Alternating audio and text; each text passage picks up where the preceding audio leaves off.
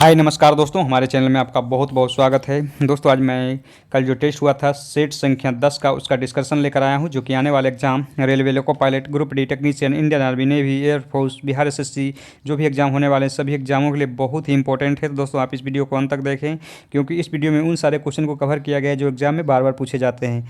और दोस्तों ये वीडियो पसंद आए तो लाइक और शेयर जरूर करें। चलिए शुरू किया जाए। पहला सवाल है, सोडा वाटर में कौन सा अम्ल पाया जाता है? दोस्तों सोडा वाटर में कार्बोलिक अम्ल पाया जाता है, तो यहाँ पे आंसर हो जाएगा ऑप्शन बी, कार्बोलिक अम्ल। और लैक्टिक अम्ल जो ऑप्शन ए में दिया गया, लैक्टिक अम्ल या दूध और दही में पाया जाता है। और टार्टरिक अम्ल जो है वो अंगूर और इमली में पाया जाता है। और मौलिक अम्ल जो है वो सेब में पाया जाता है। लेकिन यहाँ पे क्वेश्चन पूछा गया है सोडा वाटर में कौन सा अम्ल पाया जाता है, तो आंसर हो जाएगा ऑप्शन बी, कार्बोलिक अम्ल। नेक्स्ट क्वेश्चन है, मूत्र में लवण की मात्रा कितना प्रतिशत होता है? तो दोस्तों मूत्र में लवण की मात्रा 2% होता है, तो आंसर ऑप्शन ए 2%। और ऑप्शन बी में दिया गया 2.7%। ये मूत्र में यूरिया का मात्रा को दर्शा रहा है। पूछा जाता है एग्जाम में कि मूत्र में यूरिया का मात्रा कितना प्रतिशत होता है, तो 2.7%। और मूत्र में यूरिक अम्ल का मात्रा कितना होता है, तो 0.3%। और ग्लूकोज की मात्रा 0.1% होता है। और सर्वाधिक जल का मात्रा होता है जो कि 95% होता है, ध्यान दीजिएगा। नेक्स्ट क्वेश्चन है, डेयरी विकास बोर्ड कहाँ है? डेयरी विकास बोर्ड कहाँ है, तो आंसर जगह ऑप्शन सी, आनंद गुजरात में। लेकिन डेयरी अनुसंधान संस्थान कहाँ है, तो डेयरी अनुसंधान संस्थान जो है वो करनाल हरियाणा में है। और कानपुर में चीनी अनुसंधान संस्थान है। जोरहट असम में चाय अनुसंधान संस्थान है। लेकिन यहाँ पे क्वेश्चन पूछा गया डेयरी विकास बोर्ड कहाँ है, तो आंसर जगह ऑप्शन सी, आनंद गुजरात। यदि पूछा जाता डेयरी अनुसंधान संस्थान तो करनाल हरियाणा होता, लेकिन यहाँ पे पूछा गया है डेयरी विकास बोर्ड, इसीलिए यहाँ पे आंसर हो जाएगा ऑप्शन सी, आनंद गुजरात। नेक्स्ट क्वेश्चन है, हेलीकॉप्टर किस मंडल में उड़ता है? तो दोस्तों हेलीकॉप्टर जो है वो क्षोभ मंडल में उड़ता है। और वायुयान जो है वो समताप मंडल में उड़ता है। और रॉकेट जो है वो बहिर्मंडल में उड़ता है। तो यहाँ पे आंसर हो जाएगा ऑप्शन ए, क्षोभ मंडल। हेलीकॉप्टर किस मंडल में उड़ता है, तो क्षोभ मंडल। और ओजोन मंडल जो है पारावैंगनिक किरण को पृथ्वी तक आने से रोकता है। सूर्य से निकलने वाली जो पारावैंगनिक किरण होता है उसे पृथ्वी तक नहीं आने देता है। कौन मंडल, तो ओजोन मंडल। और आयन मंडल में उल्कापिंड और संचार सैटेलाइट छोड़ा जाता है। नेक्स्ट क्वेश्चन है, टैली सॉफ्टवेयर का प्रयोग किस काम के लिए किया जाता है? टैली सॉफ्टवेयर का प्रयोग किस काम के लिए किया जाता है, तो आंसर जाएगा ऑप्शन डी, अकाउंटिंग के लिए। नेक्स्ट क्वेश्चन है, गोबी मरुस्थल कहाँ है? तो दोस्तों गोबी मरुस्थल जो है वो मंगोलिया और चीन में स्थित है। गोबी मरुस्थल का सर्वाधिक भाग मंगोलिया में है और थोड़ा सा भाग चीन में भी है। तो यहाँ पे आंसर जाएगा ऑप्शन सी, मंगोलिया और चीन। और भारत का सबसे बड़ा मरुस्थल थार किस राज्य में स्थित है, तो राजस्थान में। और विश्व के सबसे बड़ा मरुस्थल कौन सा है, तो सहारा है। वह कहाँ स्थित है, तो दोस्तों सहारा मरुस्थल जो है उत्तरी अफ्रीका में स्थित है। तो आंसर ऑप्शन बी, उत्तरी अफ्रीका जो है वहाँ सबसे बड़ा, विश्व का सबसे बड़ा मरुस्थल सहारा स्थित है। लेकिन यहाँ पे क्वेश्चन पूछा गया है गोबी मरुस्थल कहाँ स्थित है, तो आंसर ऑप्शन सी, मंगोलिया और चीन में। महा VVI क्वेश्चन है। और गोबी जो है एशिया का सबसे बड़ा मरुस्थल है, ध्यान दीजिएगा। अगला सवाल है, भारत की जनसंख्या विश्व की जनसंख्या का कितना प्रतिशत है? तो दोस्तों भारत की जनसंख्या जो है विश्व की जनसंख्या का 17.5% है। तो आंसर हो जाएगा ऑप्शन बी, 17.5%। और ऑप्शन ए में दिया गया है 2.42%। यह जो है ये भारत का क्षेत्रफल विश्व का पूछा जाता है एग्जाम में कि विश्व का क्षेत्रफल का भारत का क्षेत्रफल कितना प्रतिशत है। दोस्तों विश्व का क्षेत्रफल का भारत का क्षेत्रफल 2.42% है। और ऑप्शन सी में दिया गया 17.7%। यह जो है भारत के दशकीय जनसंख्या वृद्धि दर है। एग्जाम में पूछा जाएगा कि भारत के दशकीय जनसंख्या वृद्धि दर कितना है, तो 17.7%। लेकिन यहाँ पे क्वेश्चन पूछा गया भारत की जनसंख्या विश्व की जनसंख्या का कितना प्रतिशत है, answer option B, 17.5%। Next question है, निम्नलिखित में कौन सा स्थल लंदन में स्थित है? निम्नलिखित में कौन सा स्थल लंदन में स्थित है, तो दोस्तों आंसर जगह ऑप्शन डी, बिलिंगगेट। बिलिंगगेट जो है वो लंदन में स्थित है। और स्टैच्यू ऑफ लिबर्टी जो ऑप्शन ए में दिया गया है वह न्यूयॉर्क में स्थित है। कई बार एग्जाम में पूछ दिया गया है कि स्टैच्यू ऑफ लिबर्टी कहाँ स्थित है, तो न्यूयॉर्क में। और ऑप्शन बी में दिया गया है एलिसी पैलेस। दोस्तों एलिसी पैलेस जो है वो फ्रांस में स्थित है। और पेंटागन जो है USA में स्थित है। लेकिन यहाँ पे क्वेश्चन पूछा गया है निम्नलिखित में कौन सा स्थल लंदन में स्थित है, तो answer option D, Billingsgate. Option D सही आंसर है, बिलिंगगेट आंसर सही होगा यहाँ। नेक्स्ट क्वेश्चन है, प्रेरक। प्रेरक का मात्रक क्या होता है? दोस्तों प्रेरक का मात्रक होता है हेनरी, जो कि ऑप्शन डी में दिया गया है। ऑप्शन डी सही आंसर है। और ऑप्शन ए में दिया गया फैराडे। फैराडे जो है वो विद्युत धारिता का मात्रक है। और लक्स जो ऑप्शन बी में दिया लक्स, दोस्तों लक्स जो है प्रतिदीप्ति घनत्व का मात्रक है। और वेबर जो है वो हेनरी का वेबर जो है चुंबकीय फ्लक्स का मात्रक है। चुंबकीय फ्लक्स का मात्रक क्या होता है, तो वेबर होता है। और प्रतिदीप्ति घनत्व का मात्रक क्या होता है, प्रतिदीप्ति घनत्व का एसआई मात्रक क्या होता है? तो लक्स होता है। अब विद्युत धारिता का एसआई मात्रक क्या होता है? तो फैराडे होता है। लेकिन यहाँ पे क्वेश्चन पूछा गया है प्रेरक का एसआई मात्रक क्या होता है? तो आंसर हो जाएगा option D Henry. Next question है रिवॉल्वर का आविष्कार किसने किया? तो दोस्तों रिवॉल्वर का आविष्कार सैमुअल कोल्ट ने किया। तो आंसर हो जाएगा ऑप्शन सी सैमुअल कोल्ट। और जेड जॉनसन ने माइक्रोस्कोप का खोज किया है। और ब्रॉडशॉ जो कि ऑप्शन बी में दिया है ब्रॉडशॉ या स्कूटर का खोज किया है। और ऑप्शन डी में दिया है हेनरी वेसेमर या स्टील का खोज किया है। कई बार एग्जाम में पूछा गया है कि स्टील का खोज किसने किया? तो आंसर हो जाएगा ऑप्शन डी हेनरी वेसेमर। लेकिन यहाँ पे क्वेश्चन पूछा गया है रिवॉल्वर का आविष्कार किसने किया? तो आंसर हो जाएगा option C Samuel Colt. Samuel Colt जो है वो रिवॉल्वर का आविष्कार किया था, ध्यान दीजिएगा। अगला सवाल है पृथ्वी पर सर्वाधिक मात्रा में पाया जाने वाला धातु कौन सा है? तो दोस्तों पृथ्वी पर सर्वाधिक मात्रा में पाया जाने वाला धातु अल्युमिनियम है। धातु बोले तो अल्युमिनियम हो जाएगा, और दूसरा धातु बोला जाए तो लोहा हो जाएगा, और तीसरा में कैल्शियम है, चौथा में सोडियम है। लेकिन पूछा जाए कि पृथ्वी के तल पे सर्वाधिक मात्रा में कौन सा तत्व पाया जाता है? तो सर्वाधिक मात्रा में सबसे अधिक तत्व ऑक्सीजन पाया जाता है। और धातु में सर्वाधिक कौन पाया जाता है? दोस्तों धातु में सर्वाधिक सिलिकॉन पाया जाता है। लेकिन यहाँ पे क्वेश्चन पूछा गया पृथ्वी पर सर्वाधिक मात्रा में पाया जाने वाला धातु कौन सा है? तो आंसर ऑप्शन बी अल्युमिनियम। अगला सवाल है निम्नलिखित में कौन सा कैडमियम का अयस्क है? निम्नलिखित में कौन सा कैडमियम का अयस्क है? तो आंसर ऑप्शन डी ग्रीनोकाइट। दोस्तों ग्रीनोकाइट जो है कैडमियम का अयस्क है। और ऑप्शन ए में दिया गया नाइटर, तो दोस्तों नाइटर जो है पोटेशियम का अयस्क है। और ऑप्शन बी में दिया क्रायोलाइट, दोस्तों क्रायोलाइट जो है एल्युमिनियम का अयस्क है। और जिप्सम जो दिया गया है ऑप्शन सी में ये एक कैल्शियम का अयस्क है। लेकिन यहाँ पे क्वेश्चन पूछा गया है कि निम्नलिखित में कौन सा कैडमियम का अयस्क है? तो answer option D greenockite.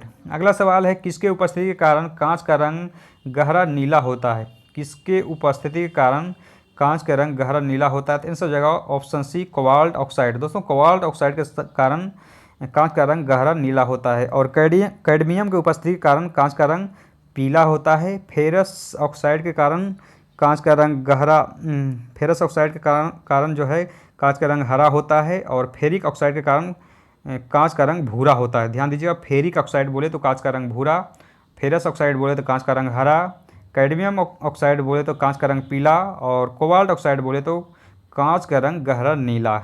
Next question है अवरक्त किरण का खोज किसने किया? तो दोस्तों अवरक्त किरण का खोज विलियम हर्शेल ने किया। तो answer option D William Herschel. और ऑप्शन ए में दिया गया रोटंजन। दोस्तों रोटंजन ने एक्स किरण का खोज किया, रीटर ने पाराबैंगनी किरण का खोज किया, और दृश्य किरण का खोज न्यूटन ने किया।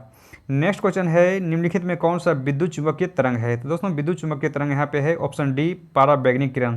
दोस्तों पाराबैंगनी किरण जो है विद्युत चुंबकीय तरंग है। बाकी कैथोड किरण, कैनाल किरण और ध्वनि तरंग जो है वो विद्युत चुंबकीय तरंग नहीं है।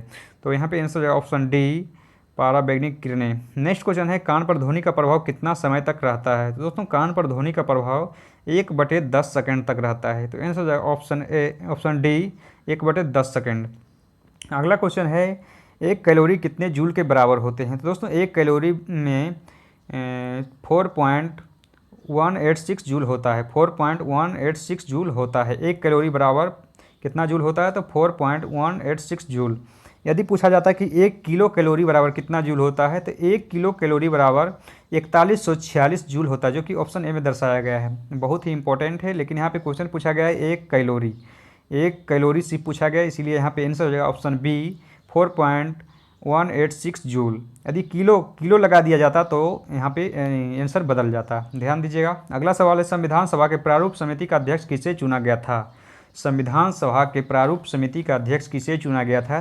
तो आंसर हो जाएगा ऑप्शन सी भीमराव अंबेडकर को। दोस्तों भीमराव अंबेडकर को संविधान सभा के प्रारूप समिति का अध्यक्ष चुना गया था, या इसे ड्राफ्टिंग कमेटी भी कहा जाता है, ध्यान देंगे।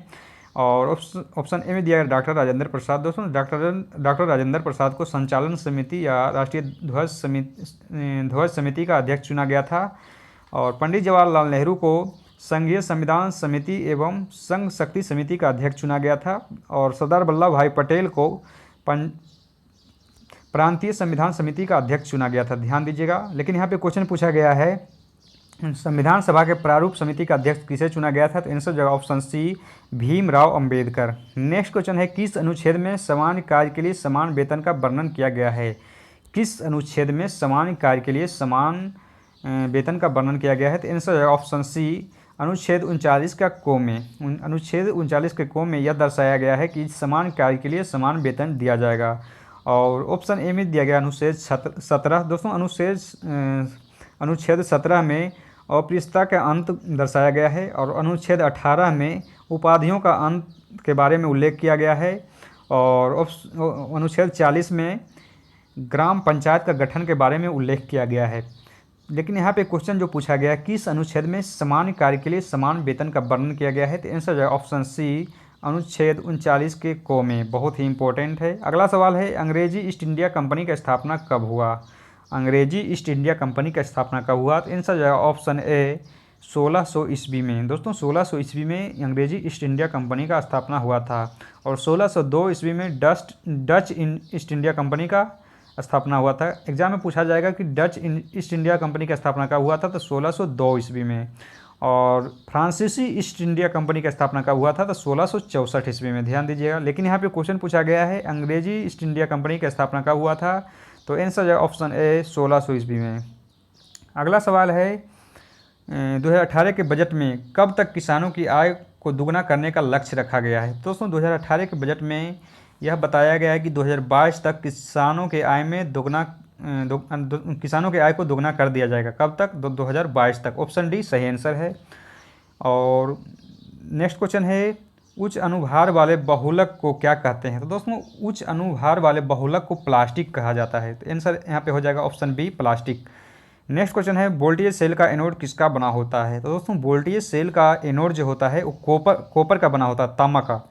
और उसका कैथोड जो है जस्ता का बना होता है। लेकिन शुष्क सेल, यदि पूछा जाता है शुष्क सेल का एनोड किसका बना होता है, दोस्तों शुष्क सेल का एनोड या लोकलांसे सेल का एनोड किसका बना होता है, तो लोकलांसे सेल या शुष्क सेल का एनोड जो है वो कार्बन का बना होता है और कैथोड जो है वो जस्ता का बना होता है। लेकिन यहाँ पे जो क्वेश्चन पूछा गया है वोल्टेज सेल का एनोड किसका बना होता है, तो आंसर जगह ऑप्शन ए कॉपर का। ध्यान दीजिएगा, कन्फ्यूज मत कीजिएगा। चलिए नेक्स्ट क्वेश्चन है 2017 का सर्वश्रेष्ठ टेस्ट खिलाड़ी का ट्रॉफी किसे प्रदान किया गया है। 2017 का सर्वश्रेष्ठ टेस्ट खिलाड़ी का ट्रॉफी किसे प्रदान किया गया, तो आंसर है ऑप्शन ए स्टीव स्मिथ को। दोस्तों स्टीव स्मिथ को 2017 का सर्वश्रेष्ठ टेस्ट खिलाड़ी चुना गया है और इन्हें यह पुरस्कार दिया गया है। तो यहाँ पे आंसर है ऑप्शन ए स्टीव स्मिथ को। और सर गोल्डफील्ड सोवर्स ट्रॉफी या one day cricket of the year किसे दिया गया, तो विराट कोहली को, जो कि ऑप्शन सी में है विराट कोहली। और हसन अली को, दोस्तों हसन अली को ऑप्शन डी में दिया। और राशिद खान, दोस्तों राशिद खान को associated cricket of the year दिया गया है। पूछा जाएगा एग्जाम में कि associated cricket of the year किसे दिया गया है या किसे प्रदान किया गया है, तो आंसर जाएगा राशिद खान को। लेकिन यहाँ पे क्वेश्चन पूछा गया है सर्वश्रेष्ठ टेस्ट खिलाड़ी का ट्रॉफी किसे प्रदान किया गया है, 2017 का सर्वश्रेष्ठ टेस्ट खिलाड़ी का ट्रॉफी किसे प्रदान किया गया, तो आंसर जाएगा ऑप्शन ए स्टीव स्मिथ को। नेक्स्ट क्वेश्चन है डीआरडीओ के वर्तमान अध्यक्ष कौन है। दोस्तों डीआरडीओ के वर्तमान अध्यक्ष है एस क्रिस्टोफर जो है डीआरडीओ के वर्तमान अध्यक्ष है। और के सिवान जो है इसरो का अध्यक्ष है। और ऑप्शन ए में दिया गया है एस सोमनाथन, जो एस सोमनाथ जो है वह दोस्तों विक्रम साराभाई अंतरिक्ष केंद्र का अध्यक्ष है। और ऑप्शन डी में दिया गया है के एन व्यास, दोस्तों के एन व्यास जो है वो बार्क का अध्यक्ष है। तो दोस्तों ये रहा आज का डिस्कशन। दोस्तों आज कुछ तबीयत सही नहीं है जिसकी वजह से मैं सही से डिस्कशन नहीं कर पा रहा हूँ, तो माफ़ कीजिएगा। तबीयत सही नहीं होने के कारण मुझे बहुत परेशानी हो रही है, तो कोई बात नहीं, मैं आज टेस्ट भी नहीं हो पाएगा, तो ध्यान देंगे इस बात पे, क्योंकि आज मेरा तबीयत बहुत ख़राब है, तो माफ़ कीजिएगा। ठीक है, बाय बाय। और दोस्तों हमारे चैनल को आप सब्सक्राइब नहीं किए तो सब्सक्राइब कर देंगे। और बाय बाय, मिलते हैं नेक्स्ट वीडियो में। Thank you.